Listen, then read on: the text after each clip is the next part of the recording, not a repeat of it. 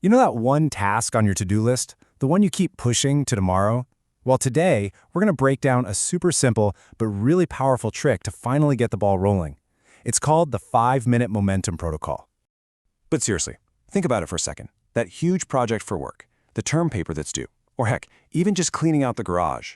It always feels like there's this massive, invisible wall right in front of you.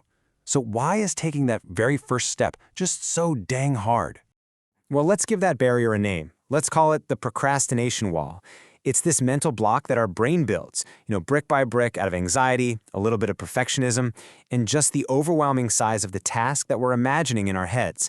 And this is what's so wild. Check out the difference here. In our head, the job is this gigantic, complex monster that has to be done perfectly. But the actual first step, it's kind of tiny. It's literally just opening the document or writing one single sentence. Our brain totally blows the challenge way out of proportion before we even start. So the big question is, how do we get past that wall? Well, it turns out you don't need to smash through it. You just need a simple little trick, a key, really, that unlocks the door and lets you get started. And that key is the 5-minute rule. The whole idea is just brilliantly simple. You're not committing to finishing the task. You're not even committing to making a big dent in it. All you do is promise yourself that you'll work on it with focus for just 5 minutes. That's it. That's the whole deal.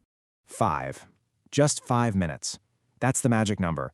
It's a commitment that's so small, so non-threatening, that even that nagging, resistant voice in the back of your head can't really argue with it. It's just like, okay, fine, I guess I can do 5 minutes.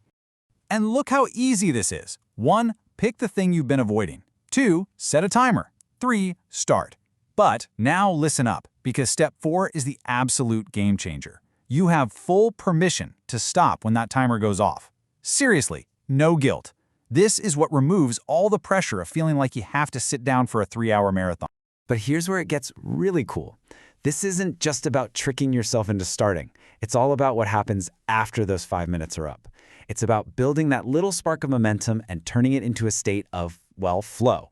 This quote right here just nails it. The whole point of the 5-minute rule isn't to finish the project in record time. Nope. The goal is to just lower that procrastination wall enough so you can easily step right over it. You see, the work itself was never the enemy. It was the resistance to starting that was the real problem. And this chart just shows it perfectly. Before you start, your internal resistance is through the roof.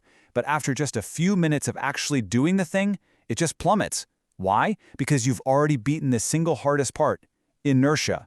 And this is the core principle that flips everything we think about motivation on its head. We think we need to feel motivated before we act. But the truth is, it's the other way around. Action is what creates motivation.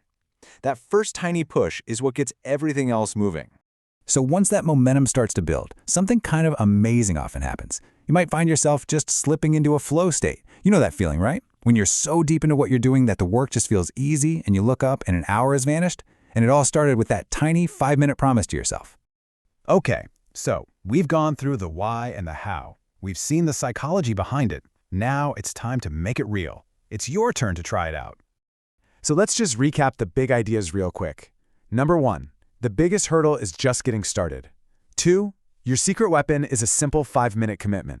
3, remember that little bit of action is what builds powerful momentum. And finally, that momentum is your ticket to getting into that productive flow state. So, I'm going to leave you with a question.